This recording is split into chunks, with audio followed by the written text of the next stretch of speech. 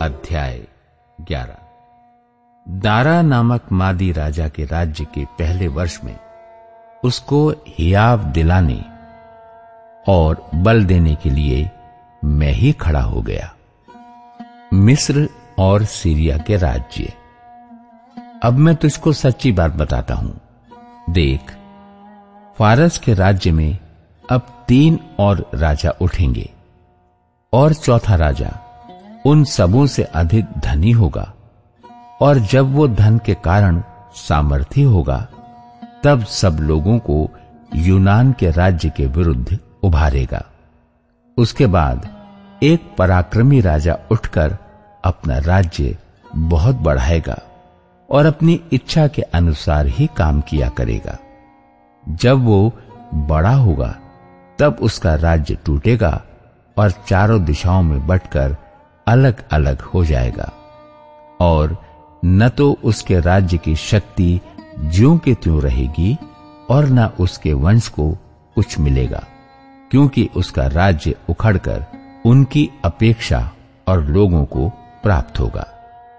तब दक्षिण देश का राजा बल पकड़ेगा, परंतु उसका एक हाकिम उससे अधिक बल पकड़कर प्रभुता करेगा, यहां तक कि उसकी प्रभुता बड़ी हो जाएगी। कई वर्षों के बीतने पर ये दोनों आपस में मिलेंगे और दक्षिण देश के राजा की बेटी उत्तर देश के राजा के पास शांति की वाचा बांधने को आएगी, परंतु उनका बाहुबल बना न रहेगा और न वो राजा और न उसका नाम रहेगा, परंतु वो स्त्री अपने पहुंचाने वालों और अपने पिता और अपने संभालने वालों समेत अलग कर दी जाएगी। फिर उसकी जड़ों में से एक डाल उत्पन्न होकर उसके स्थान में बढ़ेगी। वो सेना समेत उत्तर के राजा के गढ़ में प्रवेश करेगा और उनसे युद्ध करके प्रबल होगा। तब वो उनके देवताओं को ढली हुई मूर्तों और सोने चांदी के बहुमूल्य पात्रों को छीनकर मिस्र में ले जाएगा। इसके बाद वो कुछ वर्ष तक उत्तर देश के राजा के विरुद्ध हाथ रोके रहेगा। तब वो राजा दक्षिण देश के राजा के देश में आएगा, परंतु फिर अपने देश में लौट जाएगा। उसके पुत्र झगड़ा मचाकर बहुत से बड़े बड़े दल इकट्ठे करेंगे और उमड़ने वाली नदी के समान आकर देश के बीच होकर जाएंगे। फिर लौटते हुए उसके गढ़ तक झगड़ा मचाते जाएंगे। तब दक्षिण देश का राजा चिढ़ेगा और निकलकर उत्तर देश के उस राजा से युद्ध करेगा, और वो राजा लड़ने के लिए बड़ी भीड़ इकट्ठी करेगा, परंतु वो भीड़ उसके हाथ में कर दी जाएगी। उस भीड़ को जीतकर उसका मन फूल उठेगा और वो लाखों लोगों को गिराएगा, परंतु वो प्रबल न होगा, क्योंकि उत्तर देश का राजा लौटकर पहले से भी बड़ी भीड़ इकट्ठी करेगा और कई दिनों वरन वर्षों के बीतने पर वो निश्चय बड़ी सेना और संपत्ति लिए हुए आएगा। उन दिनों में बहुत से लोग दक्षिण देश के राजा के विरुद्ध उठेंगे, वरन तेरे लोगों में से भी उपद्रवी लोग उठ खड़े होंगे, जिससे इस दर्शन की बात पूरी हो जाएगी, परंतु वे ठोकर खाकर गिरेंगे। तब उत्तर देश का राजा आकर घेराबंदी करेगा और दृढ़ नगर ले लेगा, और दक्षिण देश के न तो प्रधान खड़े रहेंगे और न बड़े वीर, क्योंकि किसी में खड़े रहने का बल न रहेगा। तब जो भी उनके विरुद्ध आएगा वो अपनी इच्छा पूरी करेगा, और वो हाथ में सत्यानाश लिए हुए शिरोमणि देश में भी खड़ा होगा, और उसका सामना करने वाला कोई न रहेगा।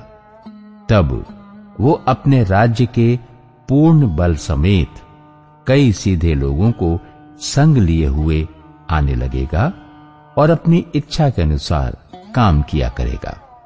वो उसको एक स्त्री इसलिए देगा कि उसका राज्य बिगाड़ा जाए, परंतु वो स्थिर न रहेगी और न उस राजा की होगी। तब वो द्वीपों की ओर मुंह करके बहुतों को ले लेगा, परंतु एक सेनापति उसके अहंकार को मिटाएगा, वरन उसके अहंकार के अनुकूल उसे बदला देगा। तब वो अपने देश के गढ़ों की ओर मुंह फेरेगा और वो ठोकर खाकर गिरेगा और कहीं उसका पता न रहेगा। तब उसके स्थान में कोई ऐसा उठेगा जो शिरोमणि राज्य में अंधेर करने वालों को घुमाएगा, परंतु थोड़े दिन बीतने पर वो क्रोध या युद्ध किए बिना ही नष्ट हो जाएगा। सीरिया का दुष्ट राजा। उसके स्थान में एक तुच्छ मनुष्य उठेगा जिसकी राज प्रतिष्ठा पहले न तो होगी, तो भी वो चैन के समय आकर चिकनी चुपड़ी बातों के द्वारा राज्य को प्राप्त करेगा। तब उसकी भुजा रूपी बाढ़ से लोग, वरन वाचा का प्रधान भी उसके सामने से बहकर नष्ट होंगे, क्योंकि वो उसके संग वाचा बांधने पर भी छल करेगा और थोड़े ही लोगों को संग लिए हुए चढ़कर प्रबल होगा। चैन के समय वो प्रांत के उत्तम से उत्तम स्थानों पर चढ़ाई करेगा और जो काम न उसके पुरखा और न उसके पुरखाओं के पुरखा करते थे उसे वो करेगा, और लूटी हुई धन संपत्ति उनमें बहुत बांट करेगा। वो कुछ काल तक दृढ़ नगरों के लेने की कल्पना करता रहेगा।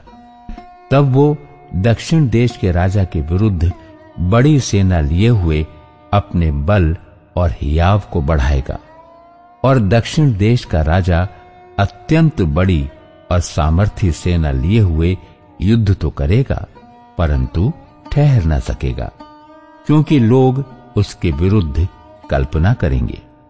उसके भोजन के खाने वाले भी उसको हरवाएंगे, और यद्यपि उसकी सेना बाढ़ के समान चढ़ेगी तो भी उसके बहुत से लोग मर मिटेंगे।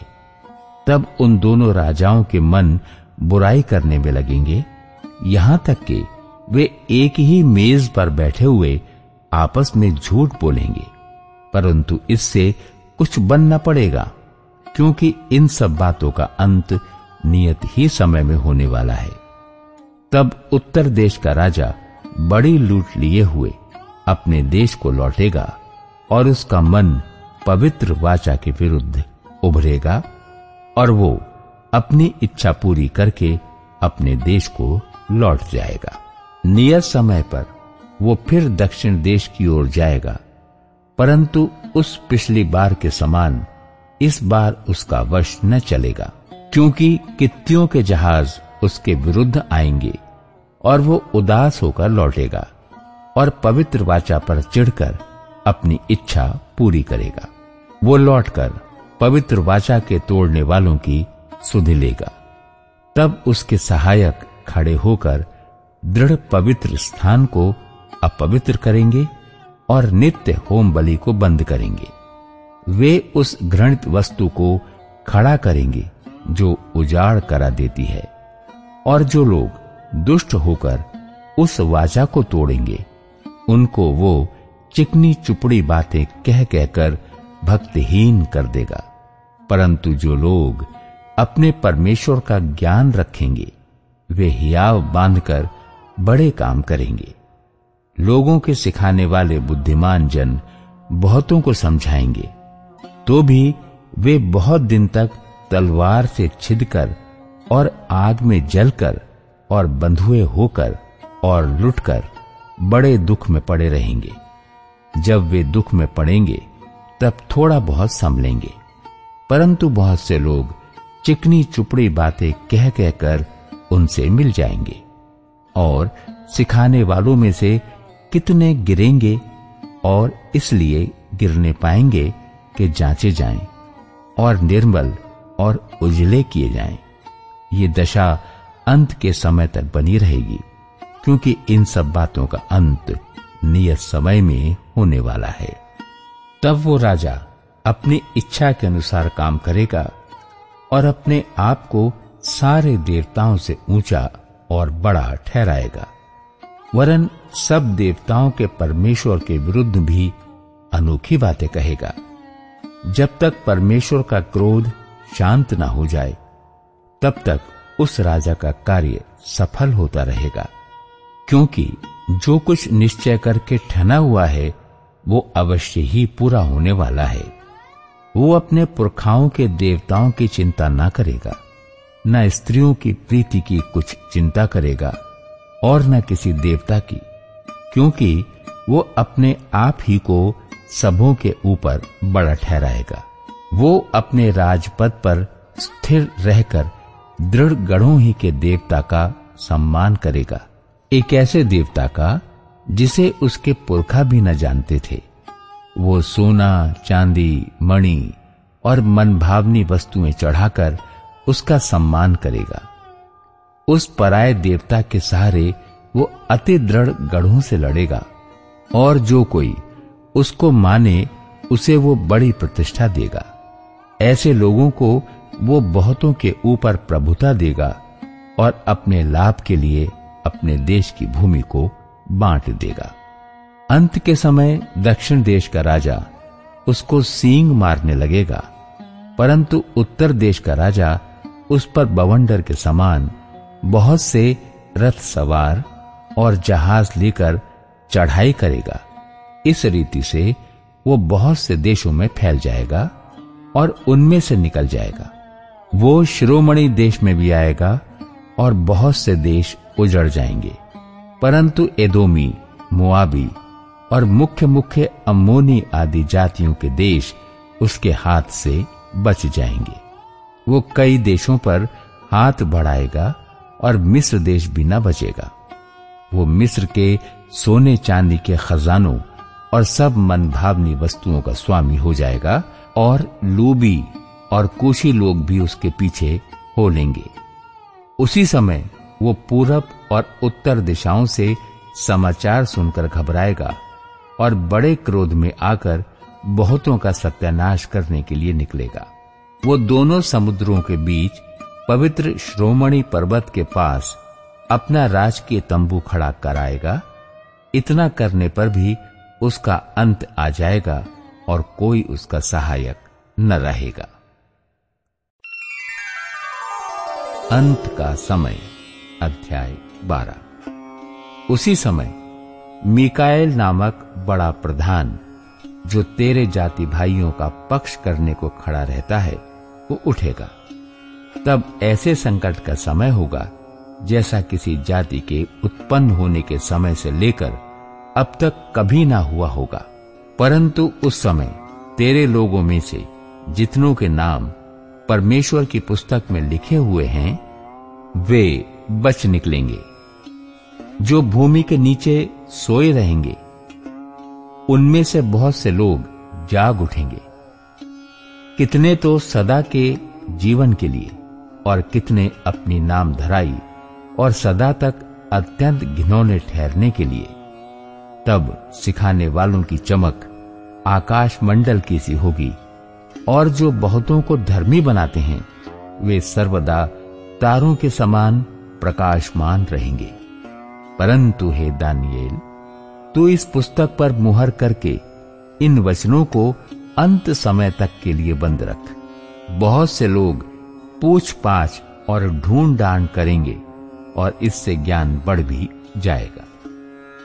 ये सब सुन मुझ दानियेल ने दृष्टि करके क्या देखा कि और दो पुरुष खड़े हैं, एक तो नदी के इस तट पर और दूसरा नदी के उस तट पर है। तब जो पुरुष सन का वस्त्र पहने हुए नदी के जल के ऊपर था, उससे उन पुरुषों में से एक ने पूछा, इन आश्चर्य कर्मों का अंत कब तक होगा?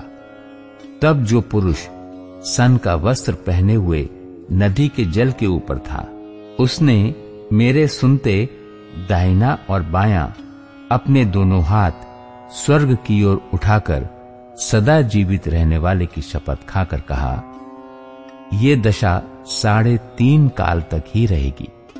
और जब पवित्र प्रजा की शक्ति टूटते टूटते समाप्त हो जाएगी, तब ये सब बातें पूरी होंगी। ये बात मैं सुनता तो था, परंतु कुछ न समझा। तब मैंने कहा, हे मेरे प्रभु, इन बातों का अंत फल क्या होगा? उसने कहा, हे दानियेल, चला जा, क्योंकि ये बातें अंत समय के लिए बंद हैं और इन पर मुहर दी हुई है। बहुत से लोग तो अपने अपने को निर्मल और उजले करेंगे और स्वच्छ हो जाएंगे, परंतु दुष्ट लोग दुष्टता ही करते रहेंगे और दुष्टों में से कोई ये बातें न समझेगा, परंतु जो बुद्धिमान है वे ही समझेंगे। जब से नित्य होम बलि उठाई जाएगी और वो घिनौनी वस्तु जो उजाड़ करा देती है स्थापित की जाएगी, तब से 1290 दिन बीतेंगे। क्या ही धन्य है वो जो धीरज धरकर 1335 दिन के अंत तक भी पहुंचे। अब तू जाकर अंत तक ठहरा रहे और तू विश्राम करता रहेगा, और उन दिनों के अंत में तू अपने निज भाग पर खड़ा होगा।